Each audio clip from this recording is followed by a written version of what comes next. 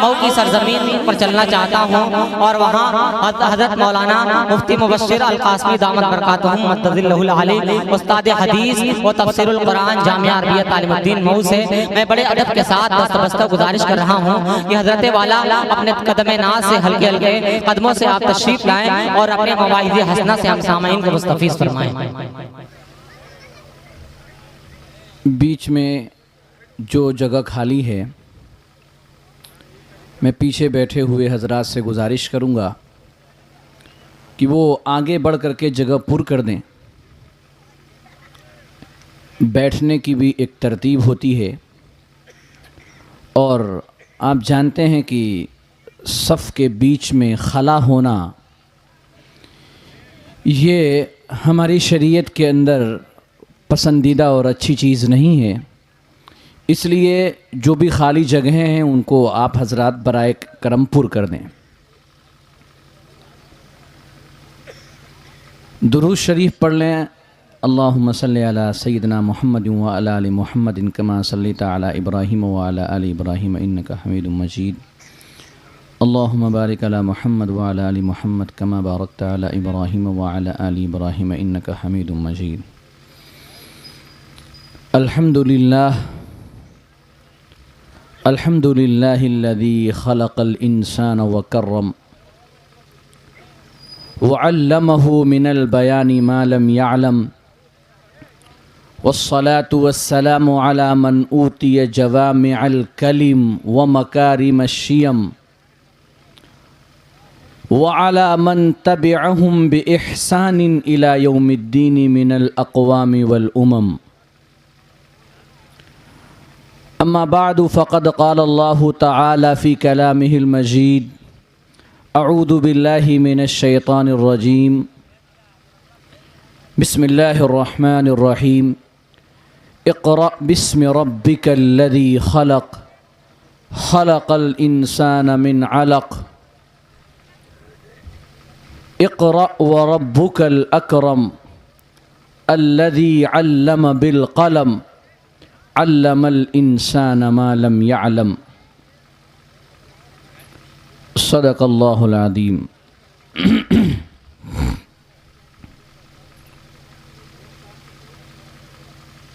इस स्टेज पर रौनक अफरोज़ उलमाए किराम, शुअराए किराम बहुत ही अच्छी और ख़ूबसूरत निज़ामत फरमा रहे मेरे अज़ीज़ जनाब मौलाना तारिक उमर साहब मारूफ़ी इस खूबसूरत बज़्म को सजाने वाले और इसमें हिस्सा लेने वाले और इसमें शरीक होने वाले तमाम बाशिंदगान, हम आप हज़रात के तहे दिल से मशकूर हैं कि आपने अपनी ज़िंदा दिली का सबूत पेश किया है, ईमानी जज्बे का सबूत पेश किया है। आपने एक ऐसी बज़्म सजाई है जिसमें ज़िक्र खैरुल वरा के नगमे और ज़मज़मे गूंज रहे हैं, जिसमें अल्लाह के फ़रामीन और उसके रसूल की अहादीस की बातें हो रही हैं। अल्लाह रब्बुल इज़्ज़त इस बज़्म आराई को और इस बज़्म सजाने को कबूल फ़रमाए। गुफ्तगू शुरू करने से पहले मैं एक बात ज़िक्र कर दूं कि आम तौर पर जलसों के सिलसिले में जो हमारा मिजाज बन गया है कि जलसों में हम बातें कम सुनते हैं, हंगामे ज़्यादा करते हैं, और अगर किसी ने ध्यान से बातें सुन ली तो बस घर जा कर के तबसरा हो जाता है कि फ़लाँ मुकर्रिर अच्छा बोल रहे थे और फ़लाँ ने कोई ख़ास बात नहीं की। तो खुदा के लिए इस तरह रिवायती अंदाज से इन बयानात को न सुने। आप ख़ुद गौर करें, हज़रत मौलाना लियाकत साहब जो कि सदर इजलास भी हैं, उन्होंने भी इस बात की जानिब इशारा किया कि इस कदर जो इखराजात किए गए और इस सर्दी के मौसम में आप अपने राहतो आराम को तज कर और आपने यहाँ सर्दी के मौसम में यहाँ बैठने की जो मशक्क़त उठाई है वो सिर्फ इसलिए उठाई है कि उलमाए किराम की ज़बानी अल्लाह के हुक्म से कुछ ऐसी बातें निकलें जो आपके दिलों में घर कर जाएं और जो आपके अंदर असर कर जाएं और उसको आप अपनी ज़िंदगी के अंदर दाखिल करने की कोशिश करें। तो सबसे पहले मैं सभी हजरात से यही मैं दरख्वास्त करूँगा कि इस मजलिस में बैठें तो इसी नीयत से बैठें कि मैं जो बात सुनूंगा और जो जिक्र यहाँ होगा, जो बातें यहाँ होंगी, मैं उन्हें अपनी ज़िंदगी में लाने की कोशिश करूँगा। अमल की नीयत से सुने, उससे अपनी ज़िंदगी को संवारने की नीयत से इन बातों को सुने। आपके सामने जो बैनर लगा हुआ है जिस पर जलसे का उन्वान लिखा हुआ है जलसे सीरतुन नबी व इस्लाह मुआशरा, मैं इसी बैनर से बात शुरू करता हूं। ये जलसा है इस्लाह मुआशरा का।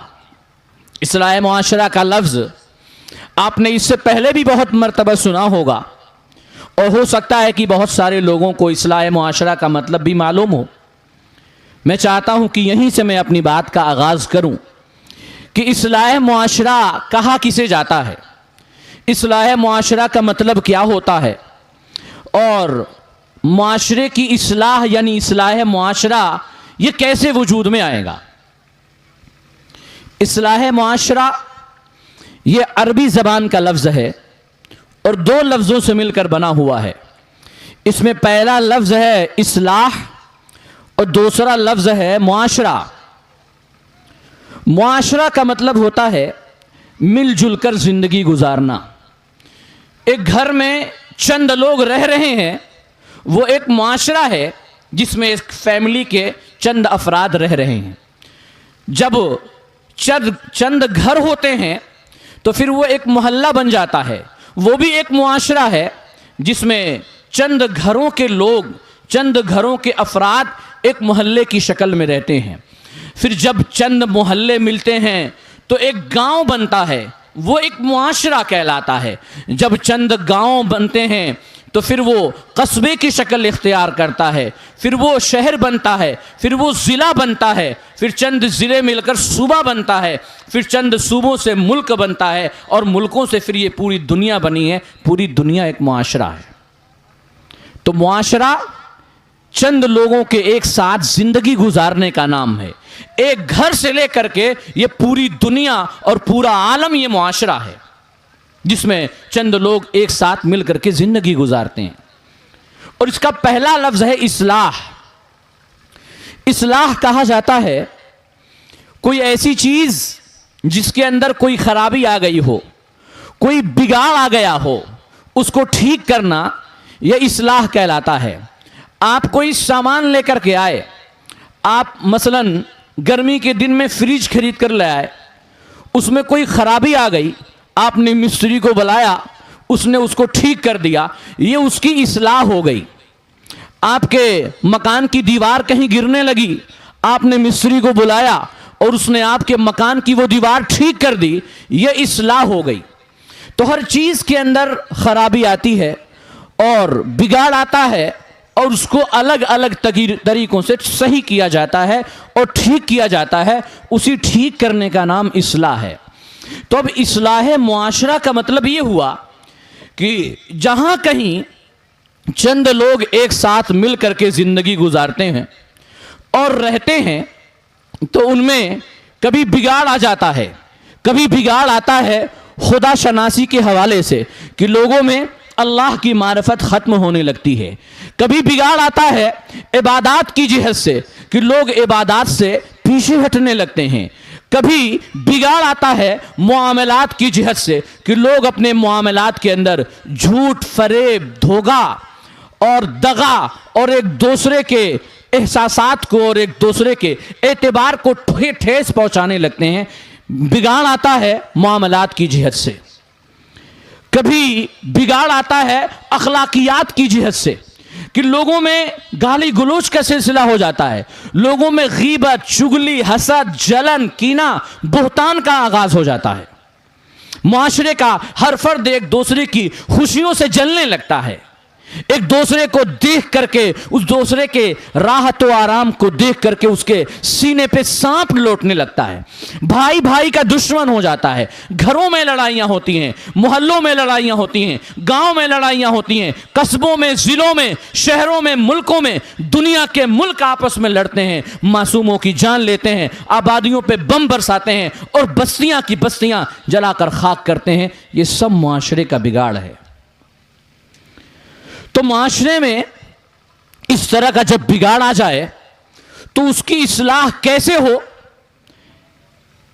उसकी इस्लाह का क्या तरीका इख्तियार किया जाए, यह तरीका हम लेते हैं आपके इसी बैनर के दूसरे उन्वान से। आपके बैनर का और आपके जलसे का पूरा उन्वान है जलसे सीरतुन नबी व इस्लाह मुआशरा। तो मैं इसको यूं कर देता हूं कि इस्लाह मुआशरा सीरत नबी की रोशनी में हमें मुआशरे की इस्लाह करनी है। और आज आपको और हमें यह सीख कर यहां से उठना है कि हमें मुआशरे की इस्लाह कैसे करनी है। तो अब मुआशरे की इस्लाह कैसे करनी है, यह सीखने का बहुत सा तरीका है। बहुत सी कोशिशें हो रही दुनिया में। दुनिया में बसने वाली हर कौम और हर बिरादरी इस्लाह मुआशरा की कोशिशों में लगी हुई है और अपने एतबार से और अपनी बिसात भर, अपनी कुव्वत भर और अपनी ताकत व इस्तात के लिहाज से दुनिया में बसने वाली हर कौम, हर कबीला, दुनिया के हर खित्ते के बसने वाले तमाम इंसान इस्लाह मुआशरा में लगे हुए हैं। चाहे वो मुसलमान हो या गैर मुस्लिम हो, यहूदी हो, ईसाई हो, दहरिए हो, खुदा के मुनकिर हो, सब चाहते हैं, क्योंकि सबके मुआशरे में बिगाड़ है। जिनाकारी है, चोरी है, बदकारी है, झूठ है, गीबत है, इल्जाम है, एक दूसरे की जिंदगियों को अजीरन कर देना हर जगह पाया जाता है। लेकिन दूसरों का इस्लाह मुआशरा अजीब है। उन्हें जब कुछ समझ में नहीं आया तो उन्होंने जुनू का नाम खिरद रख दिया और बस यही करके मुतमईन हो गए। दिल के बहलाने को गालिब ये ख्याल अच्छा है कि रविश पे अमल किया। जब उन्होंने देखा कि जिनाकारी आम हो रही है, उन्होंने सोचा कि अगर इसको गुनाह तस्लीम किया जाए तो फिर तो हमारा मुआशरा बहुत बड़े गुनाह के अंदर मुब्तला है। तो बजाय इसके कि वो जिनाकारी से अपने मुआशरे को पाक करने की कोशिश करते, वो कहने लगे जो मगरिब से आवाज़ उठती है और जिसमें हमारे अक्सर व बेशतर दुनिया के रहने वाले इंसान मुतासिर होते हैं, जो नफ्स परस्त होते हैं और जिनके अंदर हवा परस्ती का गलबा होता है। उन्होंने कहा कि जिना तो इंसान की, यानी एक दूसरे से अपनी ज़रूरत को पूरी करना, यह भी इंसान की एक ज़रूरत है। जैसे इंसान को भूख लगती है, प्यास लगती है, वैसे ही ये भी एक ज़रूरत है। कोई भी इंसान, कोई भी मर्द औरत आपस में अपनी ख्वाहिशें पूरी कर सकते हैं। यह मगरिब की आवाज़ है। वो कह रहे हमने इस्लाह मुआशरा कर लिया, अब हमारे यहाँ गलती नहीं पाई जा रही है। अब ये दो मर्द औरत अगर आपसी रजामंदी से जिना करते हैं, कुछ भी करते हैं, ये हमारे यहाँ भी ये गुनाह नहीं है। ऐसे ही तमाम खराबियों के बारे में और तमाम उलझनों के बारे में उन्होंने यही फैसला किया।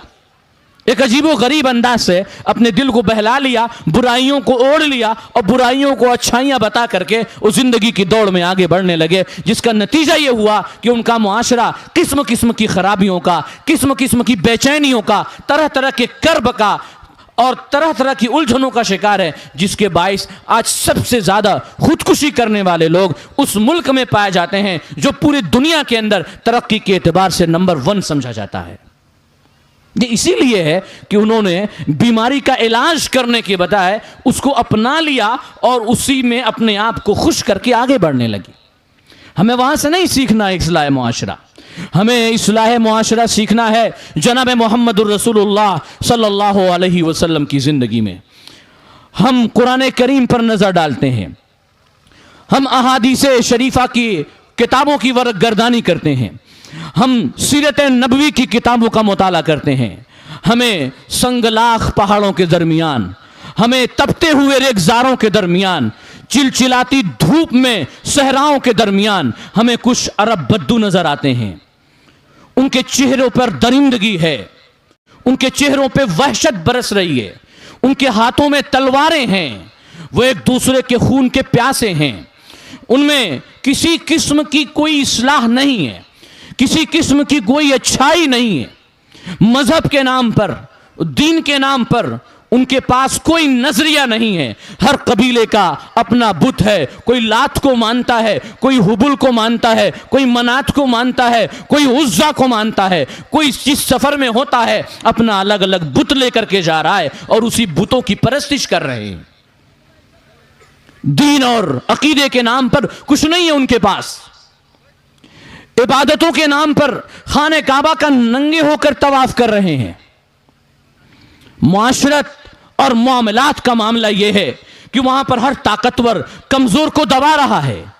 वो लड़ने भिड़ने वाले लोग थे, आमतौर पर जंगों में मारे जाते थे। जब कोई भाई जंग में मार दिया जाता था तो उसकी बीवी को और उसके बच्चों को उसका सगा भाई अपने भाई की दौलत से, उसकी प्रॉपर्टी से, उसकी जायदाद से और उसकी विरासत से महरूम कर दिया करता था। इसी वजह से कुरान करीम में अल्लाह रब्बुल इज्जत को इरशाद फरमाना पड़ा, वला ताकुलू अमवालहुम इला अमवालिकुम।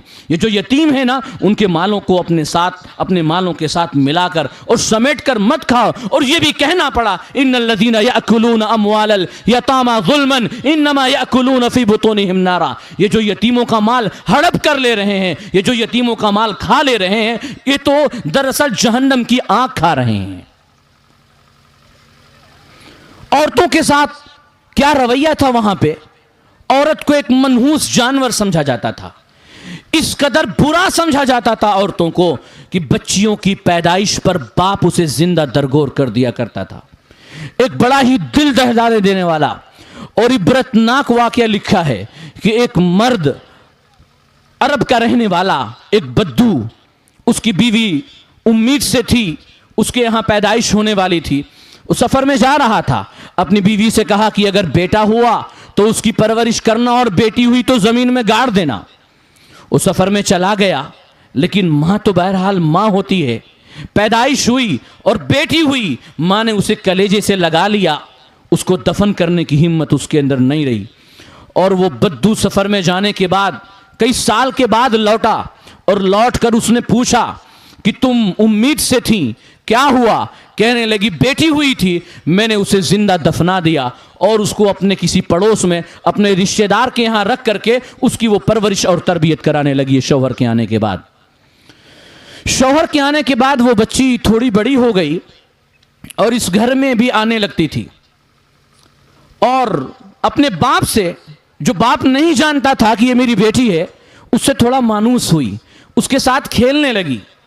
कुछ अरसा गुजरा, उसकी बीवी ने देखा कि ये बाप बेटी तो बड़ा मानूस हो गए, इनमें बड़ी दोस्ती हो गई है, लाओ मैं बता देता हूं, अब इस कदर मोहब्बत के होने के बाद अब ये इसके साथ कोई गलत सलूक और गलत रवैया इख्तियार नहीं करेगा। जब बीवी ने उसको बताया कि ये तुम्हारी ही बेटी है, बस उसी वक्त उस संगदिल और जालिम बाप ने उसी वक्त फावड़ा लिया और उस बच्ची को घसीटता हुआ मैदान में ले गया और उसने गड्ढा खोदना शुरू किया। यकीन मानिए, मुअर्रिख का कलम थर्रा जाता है इस दर्दनाक मंजर को लिखते हुए कि जब वो जालिम संग दिल बाप उस बच्ची को दफन करने के लिए जब गड्ढा खोद रहा था, गड्ढा खोदने में उसके कपड़ों पे जो मट्टी लग रही थी, वो मासूम अपने नन्हे हाथों से उन्हें साफ कर रही थी कि तुम्हारे कपड़ों में मिट्टी लग रही है। और उस संग दिल बाप ने वो गड्ढा खोदा और उसी गड्ढे के अंदर उस बच्ची को, उस मासूम बच्ची को, वो रोती रही और चीखती रही और चिल्लाती रही कि मेरे साथ ये सलूक क्यों कर रहे हो। लेकिन उस जालिम और संग दिल बाप के दिल में जरा भी नरमी नहीं आई और उसका दिल जरा भी नर्म नहीं पड़ा। उसको उसी गड्ढे के अंदर दफन करके वो वापस आया। ऐसी संग दिली थी उस अरब के मुआशरे में। शराब आम थी, रास्तों में, चौराहों पर, गलियों में शराब पीते थे, लड़ाइयाँ करते थे, एक दूसरे के सरों को फाड़ देना और एक दूसरे की गर्दनों को काट देना और एक दूसरे की इज्जत और नामूस पे हमले कर देना। जिनाकारी के अड्डे बने हुए थे औरतें जगह जगह अपने मकानात बनवा करके उसमें रहती थी और वहाँ लोग जिनाकारी के लिए जाया करते थे, उनसे राब्ते किया करते थे। वो हामला होती थी और हामला होने के बाद उनके बच्चे भी होते थे और फिर वो सारे लोग जिन्होंने उनसे जिनाकारी की होती थी वो सारे लोग आते थे और नस्ब के माहिरीन आते थे और फिर देख करके बताते थे कि ये किसका बेटा है, और फिर वो शख्स उस बेटे की, उस औलाद की परवरिश की जिम्मेदारी लेता था। ऐसी अजीबोगरीब बेहयाई उस माशरे के अंदर फैली हुई थी। एक ऐसा बिगड़ा हुआ, फासिद और बेकार मुआशरा कि ऐसा मुआशरा जमाने की आंखों ने कभी भी नहीं देखा था। उस मुआशरे की इस्लाह के लिए अल्लाह रब्बुल इज़्ज़त ने इस कायनात की सबसे अजीम हस्ती, इस कायनात की सबसे बरगुज़ीदा, सबसे पाकीज़ा और सबसे मुक़द्दस हस्ती नबी ख़ातम जनाब मोहम्मदुर रसूलुल्लाह सल्लल्लाहु अलैहि वसल्लम को मबऊस फरमाया। आप ज़रा गौर कीजिएगा, आप ज़रा गौर कीजिएगा, उस मुआशरे में ज़िनाकारी भी है, उस मुआशरे में शराब खोरी भी है, उस मुआशरे में डाका जनी भी है, उस मुआशरे में बाहमी इख्तिलाफात भी हैं, उस मुआशरे में मामलात की कमी भी है, उस मुआशरे में दीन नहीं, उस मुआशरे में इबादत नहीं, उस मुआशरे में अकीदा नहीं।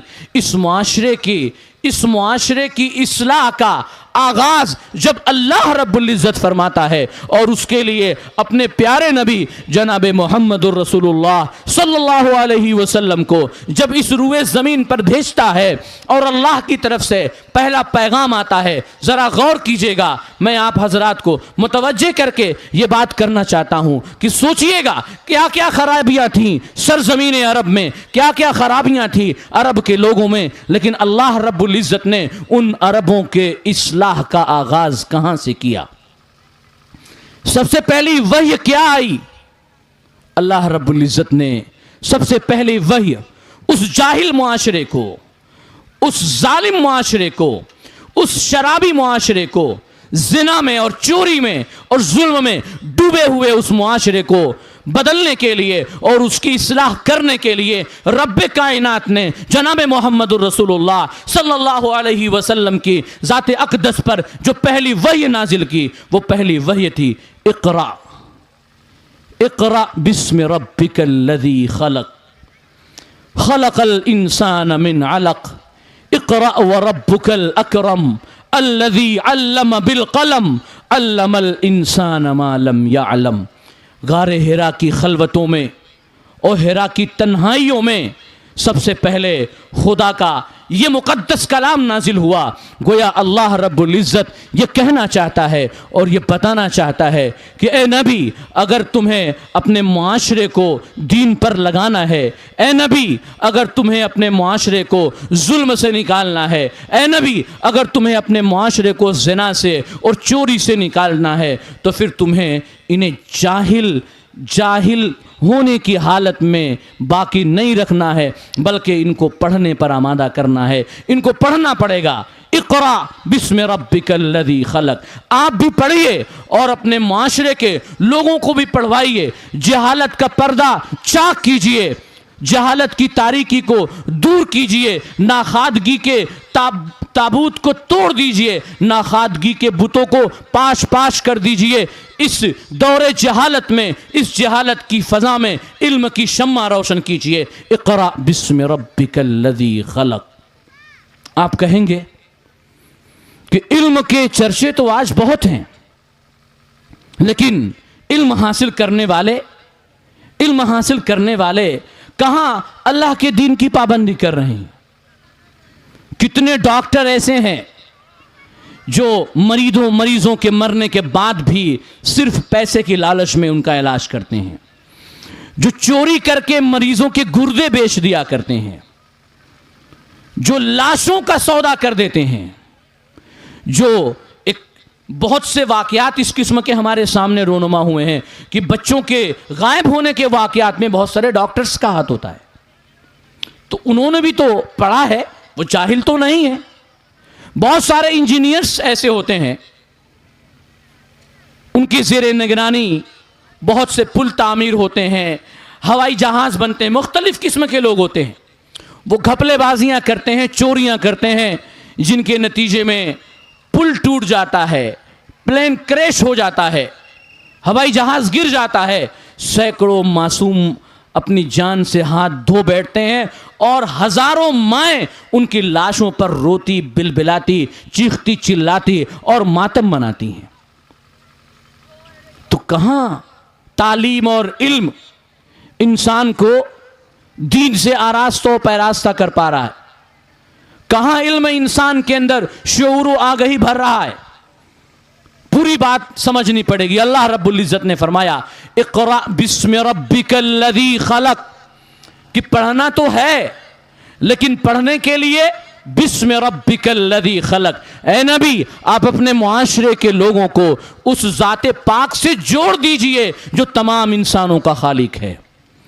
इंसान को पढ़ना है लेकिन रब्बे कायनात के नाम से जुड़कर पढ़ना है, उसकी ज़ात से जुड़कर पढ़ना है, उसकी ज़ाते आली से वाबस्तगी पैदा करके पढ़ना है, उस रब की याद अपने दिल में लेकर पढ़ना है, उस रब का खौफ अपने दिल में पैदा करके पढ़ना है, उस रब की मदद चाहते हुए पढ़ना है, उस रब से दुआएं मांगते हुए पढ़ना है। इस तरह अगर रब से वाबस्तगी के साथ अगर पढ़ा जाएगा और तालीम हासिल की जाएगी तो फिर वो तालीम हमारे मुआशरे से बुराइयों को दूर करने वाली होगी।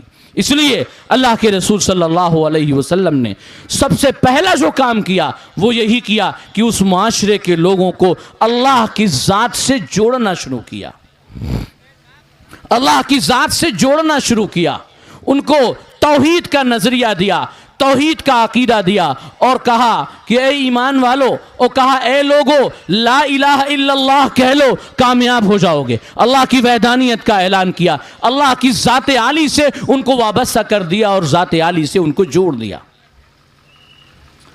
ज़ाते आली से जोड़ने के बाद मजीद जुड़े रहने के लिए अल्लाह रब्बुल इज़्ज़त ने अपने हबीब को इबादतें सिखाई, इबादतों के तरीके बताए। नमाज आपके ऊपर, आपकी उम्मत के ऊपर फ़र्ज की गई, रोज़े फ़र्ज किए गए, हज फ़र्ज किया गया और ज़कात को भी अल्लाह रब्बुल इज़्ज़त ने फ़र्ज किया, ताकि तौहीद का इकरार करने के बाद फिर बंदे अल्लाह से अलग ना हो जाएं। ज़िंदगी में एक बार हज करने और अपने परवरदिगार के दरबार में जाने की तड़प और तमन्ना इनके दिल के अंदर बाकी हो। साल में एक बार अपने माल की ज़कात अदा करने की फ़िक्र इनके ऊपर हो। साल में एक बार एक महीने का रोज़ा रखें और भूखे प्यासे रहें, ताकि इनको ये एहसास हो कि मैं अपने परवरदिगार के लिए, मैं अपने परवरदिगार के लिए उसके हुक्म से ये कर रहा हूँ। हर रोज़ 5 बार अपने परवरदिगार के सामने अपनी जबीन नियाज को जब वो खम करें तो उन्हें ये एहसास हो कि खुदा मेरा मालिक है,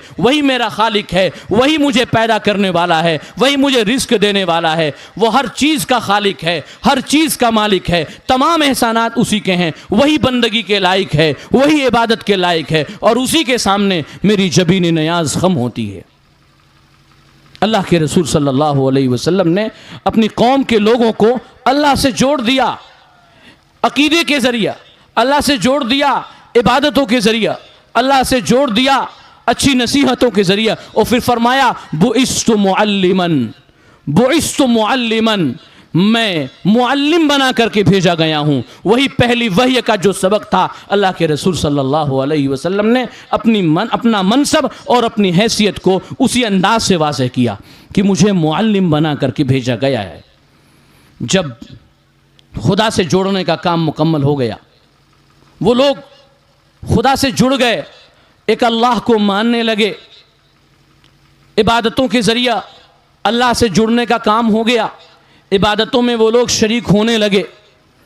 तो अब इस बात की ज़रूरत थी कि आहिस्ता आहिस्ता उस मुआशरे की दूसरी बुराइयों का ख़ात्मा किया जाए, जुल्म का ख़ात्मा किया जाए, ज़िना का ख़ात्मा किया जाए, शराबखोरी का ख़ात्मा किया जाए, एक दूसरे के ख़िलाफ़ अदावत और बुग़्ज़ का ख़ात्मा किया जाए। जनाब मुहम्मदुर रसूलुल्लाह सल्लल्लाहु अलैहि वसल्लम ने तमाम चीज़ों के सिलसिले में जिससे मुआशरे के अंदर सुधार पैदा हो, जिससे मुआशरे के अंदर अच्छाइयाँ पैदा हो, वाज़ेह किस्म के अल्लाह के रसूल सल्लल्लाहु अलैहि वसल्लम ने अल्लाह के हुक्म से अहकामात दिए।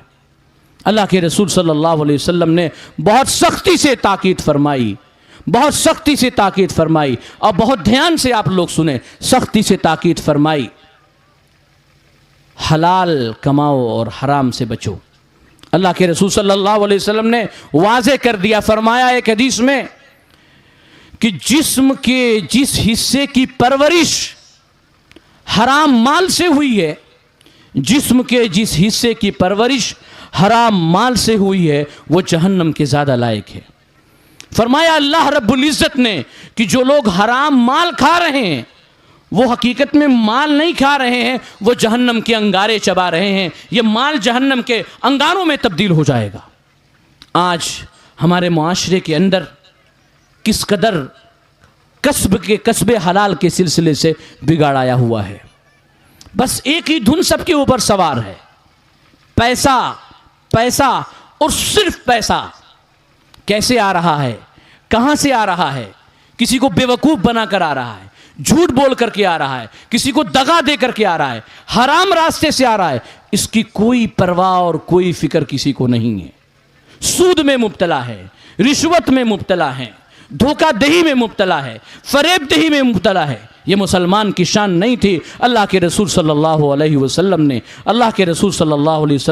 बहुत साफ और वाज़े अंदाज में फरमा दिया था, हराम माल से अगर परवरिश होगी तो फिर माशरे के अंदर बिगाड़ ही आएगा, खराबियाँ आएंगी, उसके असराते बद पैदा होंगे, दिल स्याह हो जाएगा, बुरे अमाल की जानिब इंसान माइल होगा, अच्छे अमाल की तौफीक नहीं मिलेगी। अल्लाह के रसूल सल्लल्लाहु अलैहि वसल्लम ने मुआशरे के कारोबार को, मामलात को पाक साफ करने के लिए उस सिलसिले में वाज़े हिदायत इरशाद फरमाई। शराबखोरी का मामला था। आज गैर मुस्लिम कहते हैं हमसे, आपको हैरत होगी, आपसे भी कहते होंगे, सब गैर मुस्लिम हैरान है, गैर मुस्लिम शिकवा करते हैं आज हमसे कि भाई अब तो ठेकों में और शराब की दुकानों में आपकी बिरादरियां ज़्यादा नज़र आती हैं।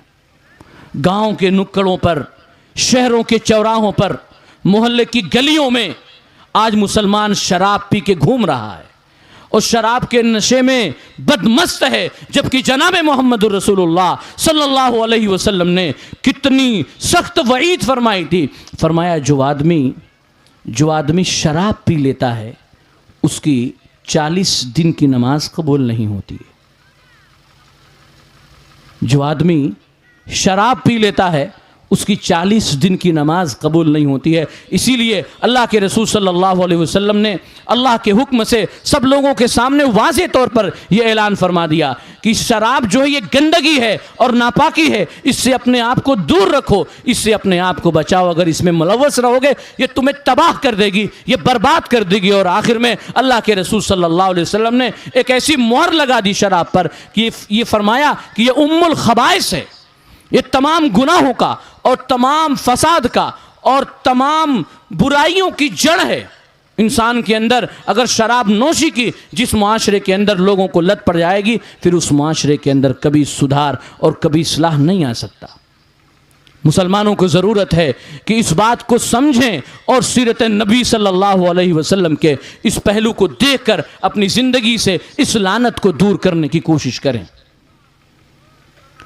बहुत अजीबो गरीब माहौल था उस ज़माने में, किसी का मजाक उड़ाने का, गीबत करने का, चुगली करने का। अल्लाह के रसूल सल्लल्लाहु अलैहि वसल्लम ने बहुत वाज़े अल्फाज में फरमा दिया, ला यदखुलुल जन्नत नम्मामुन, ला यदखुलुल जन्नत क़त्तातुन। फरमाया ये जो चुगली करने वाले हैं, ये जो गीबत करने वाले हैं, ये जन्नत के अंदर दाखिल नहीं होंगे। बल्कि जो गीबत, जो शिकवा शिकायत, जिसमें आज हम सुबह से शाम तक लगे रहते हैं और हम उसको गुनाह भी नहीं समझते। पहले ये औरतों का मर्ज माना जाता था और औरतों में है, और अब तो बहुत ज़्यादा बढ़ गया है। अब इनके पास मोबाइल है, ये मोबाइल में बैठकर या तो सीरियल देखती हैं, और सीरियल देखने से जब मौका मिलता है तो फिर उनके यहाँ फ़ोन लगा देती हैं। ये फ़ोन जो बनाया गया था ज़रूरत के लिए बनाया गया था, कुछ कारोबारी ज़रूरत के लिए, कुछ बात करने के लिए। अब यहाँ कॉलिंग फ्री है, घंटों बातें हो रही हैं। और क्या बातें हो रही हैं? उनके घर की बातें ये जान रही है, इनके घर की बातें वो जान रही है, इधर की शिकायतें, उधर की गीबतें। मुसलमानों ज़रा गौर से सुनो, अल्लाह क्या फरमाता है कुरान में कहता है कि अगर तुमसे कोई ये कहे कि तुम अपने किसी मरे हुए भाई का गोश्त खाओ, तुम्हारा कोई भाई मर जाए और कोई तुमसे ये कहे कि तुम जाकर के उसका गोश्त खाओ, तो क्या कोई भी किसी मरे हुए इंसान का गोश्त खाना पसंद करेगा? कोई भी पसंद नहीं करेगा।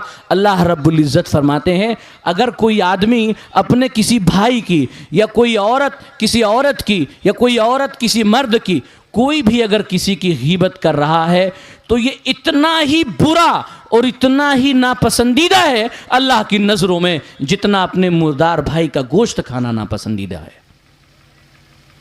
बहुत वाज़ेह अहकाम अल्लाह के रसूल सल्लल्लाहु अलैहि वसल्लम ने फरमाए और आज हम दुखी हैं इस बात के ऊपर।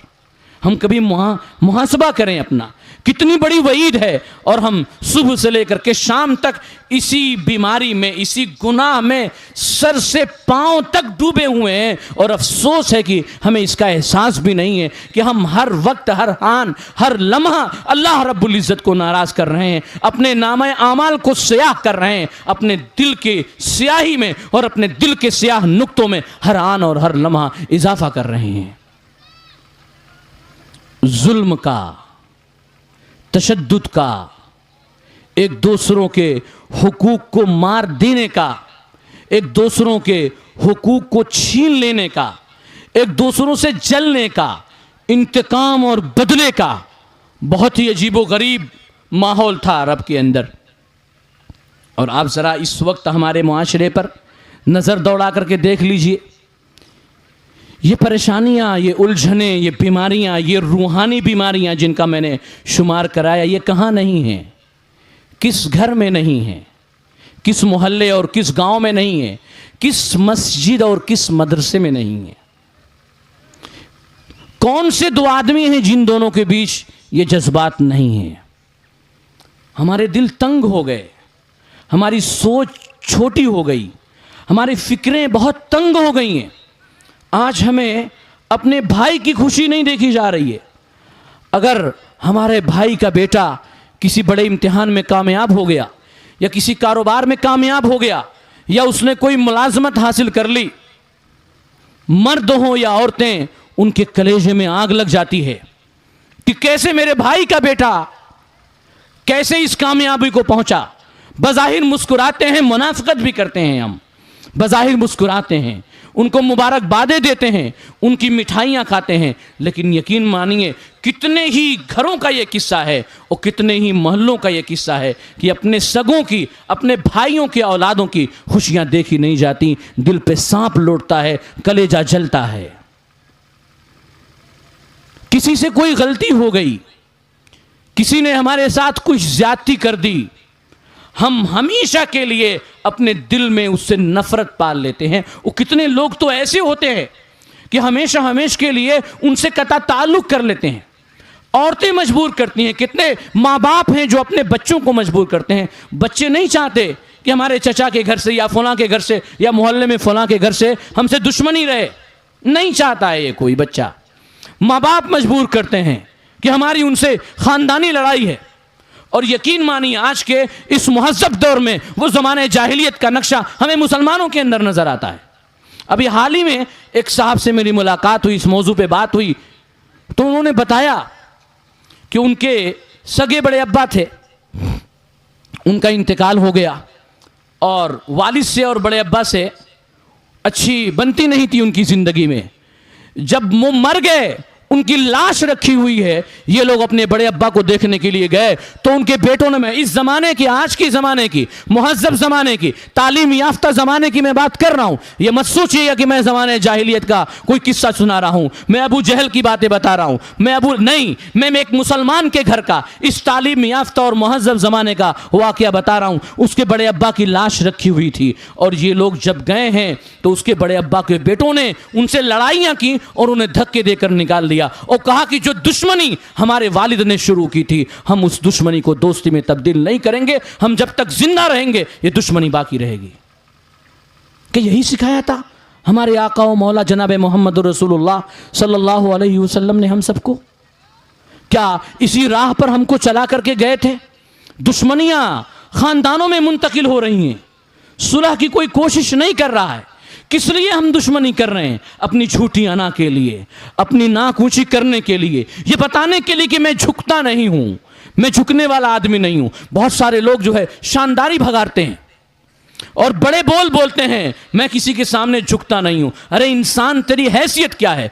तू एक हकीर कतरे से पैदा हुआ है। अल्लाह रब्बुल इज्जत के एक हुक्म का तू मोहताज है। अल्लाह रब्बुल इज्जत ने तुझे नेमतें दी हैं, तुझे जवानी दी है, तुझे ताकत दी है, तुझे औलाद दी है, तुझे पैसे दिए हैं, तुझे नेमतें दी हैं। तो आज तू अकड़ रहा है, अल्लाह का एक हुक्म होगा तेरे पैर मफलूज हो जाएंगे। अल्लाह का एक हुक्म होगा तेरी आंखों का नूर जाता रहेगा। अल्लाह का एक हुक्म होगा तेरे दिल की धड़कन रुक जाएगी, फिर तू चार कांधों पे जाएगा और मनोमट्टी तले तुझे दबाकर लोग आ जाएंगे। तू किसके सामने अकड़ेगा? क्या अकड़ने की औकात है तेरी? क्या अकड़ना तुझे जेब देता है? क्या बड़ाई तुझ पे अच्छी लगती है? बहुत बड़ा अलमिया हमारे मुआशरे का है, बहुत बड़ा अलमिया हमारे मुआशरे का है। हम दुश्मनियाँ करते हैं और दुश्मनियाँ पालते हैं और उन्हें पाल करके इतनी मजबूत वो दुश्मनियाँ बना देते हैं कि फिर कोई भी कोशिश और किसी भी तरह की मेहनत उन दुश्मनियों को तोड़ नहीं पाती है। मैं एक वाकया सुना करके इस सिलसिले में अपनी बात को मुकम्मल करूँगा। वाकया एक हज़रत अबू बकर सिद्दीक़ का और एक जनाब मोहम्मद रसूलुल्लाह सल्लल्लाहु अलैहि वसल्लम का। हम सभी लोग जानते हैं कि जनाब सिद्दीक़ अकबर रज़ी अल्लाह ताला अन्हु की साहबजादी हज़रत आयशा रज़ी अल्लाह ताला अन्हा उम्मुल मुमिनीन हैं, मोमिनीन की माएँ हैं, मोमिनीन की माँ हैं। एक गज़वे से वापस आते हुए, एक जंग से वापस आते हुए मुनाफिकीन ने हज़रत आयशा सिद्दीक़ा रज़ी अल्लाह ताला अन्हा पर इल्ज़ाम लगा दिया। इल्ज़ाम भी कैसा? ज़िना का इल्ज़ाम। अल्लाह के रसूल सल्लल्लाहु अलैहि वसल्लम परेशान रहे, पूरे घर के लोग परेशान रहे। वो एक लंबा किस्सा है। फिर हज़रत आयशा की बारात कुरान करीम के अंदर नाजिल हुई, इन्नल्लज़ीना जाऊ बिल इफ़्की उस्बतुम मिनकुम ला तहसबूहु शर्रन लकुम बल हुवा खैरुल लकुम। हज़रत आयशा की बारात कुरान करीम के अंदर सूरतुन नूर में नाजिल हुई।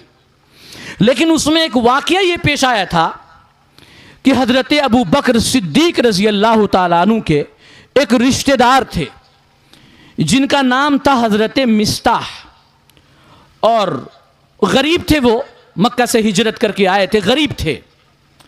हज़रत अबू बकर सिद्दीक़ रज़ी अल्लाह ताला अन्हु उनकी वक्तन फ़वक्तन मदद भी किया करते थे। और मुनाफिकीन चूँकि बज़ाहिर मुसलमान थे, उनके दिलों में कुफ्र था, तो मुनाफिकीन के बहकावे में वो भी आ गए। हज़रत अबू बकर के रिश्तेदार हज़रत मिस्ताह, जो एक गरीब थे जिनकी हज़रत अबू बकर सिद्दीक़ मदद किया करते थे, वो भी बहकावे में आ गए और उन्होंने भी हज़रत आयशा सिद्दीक़ा रज़ी अल्लाह ताला अन्हु के ऊपर लगाए जाने वाले उस इल्ज़ाम में हिस्सा ले लिया और वो भी उसको बयान करने लगे। जब बाद में हज़रत आयशा की बारात कुरान करीम के अंदर नाजिल हो गई और जिनको जो सज़ाएँ मिलनी थी सज़ाएँ मिल गईं, हज़रत अबू बकर सिद्दीक़ रज़ी अल्लाह ताला अन्हु ने कसम खा ली कि अब मैं कभी भी मिस्ताह की मदद नहीं करूँगा। उनको जो सज़ा मिलनी थी वो मिल गई, अल्लाह रब्बुल इज़्ज़त ने उनके ऊपर से उस गुनाह को ढिल दिया। लेकिन कोई भी बाप हो, आपका कोई रिश्तेदार हो और आपकी बेटी के ऊपर ज़िना की तोहमत लगाए और वो रिश्तेदार जिसकी आप मदद करते हो, तो जाहिर सी बात है कि आपको कितनी नाराज़गी होगी, कितना गुस्सा आएगा उसके ऊपर, कितना आपका दिल दुखेगा, कितना आप परेशान होंगे।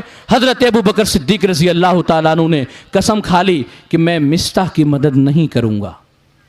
अब ज़रा गौर कीजिएगा, हज़रत अबू बकर सिद्दीक़ रज़ी अल्लाह ताला अन्हु अफ़ज़लुल बशरी बादल अम्बिया, अम्बिया के बाद तमाम इंसानों में सबसे बेहतर हज़रत अबू बकर सिद्दीक़ रज़ी अल्लाह ताला अन्हु, उनकी साहबजादी आप सल्लल्लाहु अलैहि वसल्लम की ज़ौजा उम्मुल मुमिनीन सिद्दीक़ा कायनात हज़रत आयशा रज़ी अल्लाह ताला अन्हा, हज़रत आयशा सिद्दीक़ा रज़ी अल्लाह ताला अन्हा पर इल्ज़ाम लगा है।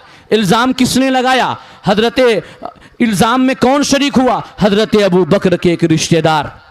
हजरत अबू बकर ने कसम खा ली कि अब मैं कभी भी इसकी मदद नहीं करूंगा। ज़रा अब चश्मे तसव्वुर को इधर लाइए, अपने मुआशरे में लाइए, बल्कि मैं कहता हूं कि अपनी ज़ात का सफ़र कीजिए, अपने दिल में झांकिए, अपने गिरेबानों में झांकिए कि अगर हमारी बहन पे या हमारी बेटी पे अगर हमारा कोई ऐसा रिश्तेदार जिसकी हम मदद करते हों अगर इल्ज़ाम लगाता या इल्ज़ाम में शरीक होता, क्या हम उसे कभी माफ़ करते? अपने हाथों से उसका गला घोट देते।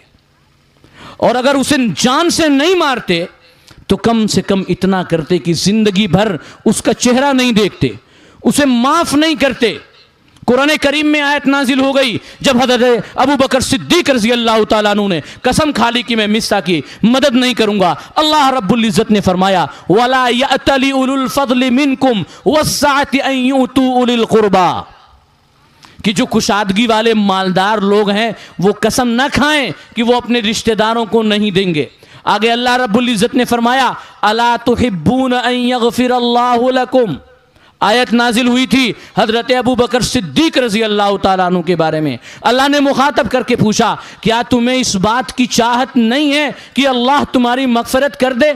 हज़रत अबू बकर सिद्दीक रज़ी अल्लाह तआला अन्हु ने बगैर सोचे समझे फ़ौरन फरमाया मैं इस बात को पसंद करता हूँ, उहिब्बु अन यग़फ़िरल्लाहु ली, मैं इस बात को चाहता हूँ, मेरी ये तमन्ना है और मेरी ये ख्वाहिश है कि अल्लाह मेरी मग़फ़िरत करे। जो कसम खाई थी फ़ौरन वो कसम तोड़ दी, मिस्सा को पास बुलाया, उसे माफ़ किया, उस पर दादो दुहिश का और उस पर अतियात का सिलसिला दोबारा शुरू किया और जो कसम खाई थी टूट गई उसका कफ़ारा अदा किया। कायनात में कोई मिसाल पेश कर सकता है कि किसी शख्स ने ऐसे शख्स को माफ़ किया हो? आज हम अपने भाइयों से पूरी ज़िंदगी नाराज़ हो जाते हैं, सगे भाइयों से। किस बात पर? पैसे को लेकर के, ज़मीन को लेकर के। उसने कभी हमारे सामने बदतमीज़ी कर दी, बदज़मानी कर दी, बदकलामी कर दी, हमारी बीवी से उसकी बीवी की लड़ाई हो गई और हमारी बीवी की ये ख्वाहिश है कि तुमको अपने भाई से नहीं बोलना है, तुमको अपना घर अलग करना है, तुमको अपना कारोबार अलग करना है। हम पूरी ज़िंदगी अपने उस भाई से जो हमारे खून का हिस्सा है, जो हम जिससे हमारा खून का रिश्ता है, जिसके साथ हमने अपना बचपन गुजारा है, जिसकी तकलीफ़ों पर हम तड़प जाया करते थे और जो हमारी तकलीफों पर तड़प जाया करता था, एक ऐसे भाई से सारी जिंदगी के लिए हम नाता तोड़ लेते हैं छोटी सी बातों की वजह से। माफ करके दिखा दिया सिद्दीक़ अकबर ने कि कितनी, अब इससे बड़ी कोई आपका रिश्तेदार क्या गलती करेगा? किसी का रिश्तेदार इससे बड़ी क्या गलती करेगा कि उसकी बेटी पे ज़िना का और बदकारी का इल्जाम लगा दे? सिद्दीक़ अकबर ने माफ कर दिया। वो सिद्दीक़ अकबर कहाँ के रहने वाले थे? वो अमेरिका या फ्रांस या जापान या चाइना या इंग्लैंड या लंदन के रहने वाले नहीं थे, वो अरब के रहने वाले थे। वो गयूर अरब जिनके अंदर अपने माँ और बहनों को लेकर के ज़बरदस्त किस्म की गैरत पाई जाती थी और ऐसे वक्त में तलवारें निकल जाती थी और खून की नदियाँ बह जाती थी, लेकिन अपनी उस तबीयत को और अपनी उस आदत को अल्लाह के हुक्म के ऊपर कुर्बान किया। सिद्दीक़ अकबर ने माफ़ करके माफ़ी की मिसाल कायम कर दी। और दूसरी मिसाल जनाब मोहम्मदुर रसूलुल्लाह सल्लल्लाहु अलैहि वसल्लम की। आप ख़ानदान बनु हाशिम के चश्मो चिराग, ज़रा चश्मे तसव्वुर को वा कीजिए और ज़रा खाने काबा की दीवारों को देखिए, जहाँ कभी कुसै ने तौलियत के फ़राइज़ अंजाम दिए, फिर उनके बेटे, फिर उनके पोते अब्दुल मुत्तलिब वहाँ के पासबान और अमीन बने। वो ख़ानदान बनु हाशिम जो खाने काबा का मुतवल्ली था, वो ख़ानदान बनु हाशिम जो ज़मज़म पिलाया करता था, वो ख़ानदान बनु हाशिम जो मक्के का एक ऊंचा घराना और एक ऊंचा ख़ानदान माना जाता था, उसके चश्मो चिराग अब्दुल मुत्तलिब के चहीते पोते जनाब मोहम्मदुर रसूलुल्लाह सल्लल्लाहु अलैहि वसल्लम के साथ मक्का वाले जिन्हें सादिक़ो अमीन कहा करते थे, मक्का वाले जिनकी सदाकत की और जिनके अखलाक की और जिनकी पाकीज़गी की और जिनकी पाकदामनी की और जिनकी सच्चाई की कसमें खाया करते थे। अल्लाह रब्बुल इज़्ज़त की दावत की वजह से, अल्लाह के कलमे की जानिब बुलाने की वजह से मक्का वालों ने उनसे दुश्मनी इख्तियार कर ली। 13 साल तक मुसलसल सताया, किस्म किस्म की इज़ाएं पहुंचाई, पत्थर मारे, इज़ाएं दी, तकलीफ़ें दी, ताने दिए और आखिर में कत्ल का मंसूबा बनाया। आप ज़रा सोचिए, अभी हाल ही में वो सीए और एनआरसी वाला मामला आया था, पूरे मुल्क में एहतजाज के शोले भड़क उठे थे। क्यों? क्योंकि ये एनआरसी अगर होगी तो मुमकिन है कि बहुत सारे लोगों को उनका वतन छोड़ करके जाना पड़े या उनके कैंपों में डाल दिया जाए। ये होती है इंसान को अपने वतन की और अपने ज़मीन से वाबस्तगी। और वो तो खानदान बनु हाशिम का चश्मो चिराग था, वो अब्दुल्ला का चहीता था, वो अब्दुल मुत्तलिब का वारिस था। मक्का वाले उसको इज्जत की निगाह से देखते थे और उन्हीं मक्का वालों ने उस हाशिमी चिराग को, उस बनु मुत्तलिब के, उस अब्दुल मुत्तलिब के पोते को बड़ी बेदर्दी से कत्ल के मंसूबे के साथ, कत्ल के मंसूबे की वजह से मक्का से निकल जाने पर मजबूर कर दिया। मक्का को छोड़ करके आप सल्लल्लाहु अलैहि वसल्लम मदीना चले गए और मदीना जाने वाले रास्ते पर जब जा रहे थे, मुड़ मुड़ को देख रहे थे मक्का को, आपकी आंखों में आंसू थे और कहने लगे, ए मक्का की सरजमीन, तू रूए ज़मीन पर मुझे सबसे प्यारी है, अगर तेरी कौम के लोग मुझे ना निकालते मैं कभी भी तुझे छोड़कर नहीं जाता। मदीना पहुंचे, मुशरिकीने अरब ने यहूदियों के साथ मिलकर के बार बार परेशान किया। कभी बद्र का गजवा, कभी उहद में, कभी अहजाब में, कभी बनु कुरैज़ा में, कभी बनु नज़ीर में, मुख्तलिफ जंगें, मुख्तलिफ किस्म की फितने, मुख्तलिफ किस्म की आजमाइशों में जनाब मोहम्मद रसूलुल्लाह सल्लल्लाहु अलैहि वसल्लम को मुब्तला करते रहे। सोचिए ज़रा, ऐसे आला ख़ानदान के चश्मो चराग को बेसरो सामानी के आलम में बेदखल कर देना क्या गुजरी होगी आप सल्लल्लाहु अलैहि वसल्लम के दिल पर। बिलाखिर सुलह हुदैबिया का मामला पेश आया और ये तय हुआ कि अब एक दूसरे को नहीं मारेंगे, एक दूसरे से जंग नहीं करेंगे। और फिर मुशरिकीन मक्का ही ने उस सुलह हुदैबिया के उस अहदनामे की और उस पॉइंट की और उस नुक्ते की खिलाफ वर्जी की और ऐसे लोगों को मार दिया जिन्हें मारना नहीं चाहिए था। फिर वो आखिरी फैसला कुन मारका मुशरिकीन के साथ हुआ जिसे हम ग़ज़वा फ़तह मक्का के नाम से जानते हैं। अल्लाह के रसूल सल्लल्लाहु अलैहि वसल्लम सवारों की एक अच्छी खासी तादाद लेकर के, सियाह अमामा अपने सर पर बांधे हुए, सहाबा की जमात को लेकर के मक्का की तरफ जा रहे हैं। सरदाराने मक्का परेशान हैं, हैरानो शशदर हैं। 13 साल मक्का में थे और यहाँ 8 हिजरी चल रहा है। सरदाराने कुरैश परेशान हैं, मक्का के जंगजू और मक्का के बहादुर और सुरमा परेशान हैं। मोहम्मद अरबी आ रहा है, सबके सर निगू हैं, मुकाबले की ताब नहीं है। बगैर झड़प के ही, किसी काबिल ज़िक्र झड़प के बगैर और किसी काबिल ज़िक्र लड़ाई के बगैर जनाब मोहम्मद अरबी सल्लल्लाहु अलैहि वसल्लम बड़ी आसानी के साथ मक्का के अंदर दाखिल हो गए। सबके सर झुके हुए हैं, सबके दिलों पर हैबत तारी है। घर में औरतें दुबकी हुई हैं, मर्द कोनों में दुबके हुए हैं। जो बच्चे उस वक्त बाशऊर थे, जो बच्चे उस वक्त बेशऊर थे, जनाब मोहम्मद अरबी सल्लल्लाहु अलैहि वसल्लम जब मक्का छोड़ करके गए थे, वो अपनी माँओं से, अपनी दादियों से और अपने बाबों से पूछ रहे थे कि तुम तो पूरे अरब में सबसे जंगजू और सबसे लड़ाके और सबसे बहादुर मशहूर हो, तुम्हारी बहादुरियों के किस्से हैं, कसीदे हैं, नज़में हैं, आज तुम्हें क्या हो गया है? कौन आ रहा है आखिर? किस सूरमा की आमद है? कौन जंगजू आ रहा है? कौन बहादुर आ रहा है? किसकी आमद हो रही है मक्का में? क्यों तुम्हारी निगाहें झुकी हुई हैं? क्यों तुम्हारे सर उठ नहीं रहे हैं? क्यों तलवारें तुम्हारी हाथों से छूट के की गिर रही हैं? कौन आ रहा है? मक्का की औरतें और मक्का की बूढ़ियां अपने उन पोतों को और अपने उन छोटे बच्चों को बता रही थी, समझा रही थी कि कोई और नहीं आ रहा है, ये आने वाला कोई अजनबी नहीं है, यही मक्का का रहने वाला हाशमी ख़ानदान का चश्मो चराग, अब्दुल मुत्तलिब का पोता, अब्दुल्ला का बेटा, अबू तालिब का भतीजा, जो हमारे ही दरमियान में रहता था और जिसने हमने अपनी बदसलूकी की वजह से और अपनी बदखुल्की की वजह से इस मक्का की सरजमीन को छोड़ने पर मजबूर कर दिया था। वो बेसरो सामानी के आलम में अपने चंद बेसरो सामान साथियों को लेकर के निकला था। आज वो फातेह बनकर लौट रहा है, आज वो ताकत में आकर लौट रहा है, आज वो पावर में आकर लौट रहा है, आज वो मजबूत होकर लौट रहा है। वही मोहम्मद अरबी आ रहा है, वो जिसे हम सादिके अमीन कहा करते थे, आज वही आ रहा है। अल्लाह के रसूल सल्लल्लाहु अलैहि वसल्लम सामने कुरैश के और मक्के के बड़े बड़े सरदार हैं। अल्लाह के रसूल सल्लल्लाहु अलैहि वसल्लम फातिहाना शान से मक्के में दाखिल होते हैं, पूछते हैं क्या तुम्हारा ख्याल है मेरे बारे में, मैं आज तुम्हारे साथ क्या सलूक करने वाला हूं, मुझसे क्या उम्मीद रखते हो।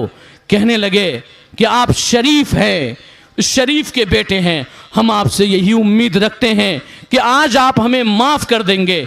कुर्बान जाइए जनाब मोहम्मद अरबी सल्लल्लाहु अलैहि वसल्लम की सिफत अफ़्व पर और आपकी सिफत रहमत पर। जनाब मोहम्मद अरबी सल्लल्लाहु अलैहि वसल्लम ने फरमाया, आज मैं तुमसे यही कहता हूँ जो यूसुफ ने अपने भाइयों से कहा था, जो यूसुफ ने अपने भाइयों से कहा था, ला तस्रीबा अलैकुमुल यौम, आज तुम पर कोई गुनाह नहीं है। इज़हबू व अंतुम तुलका, जाओ तुम सब आज़ाद हो।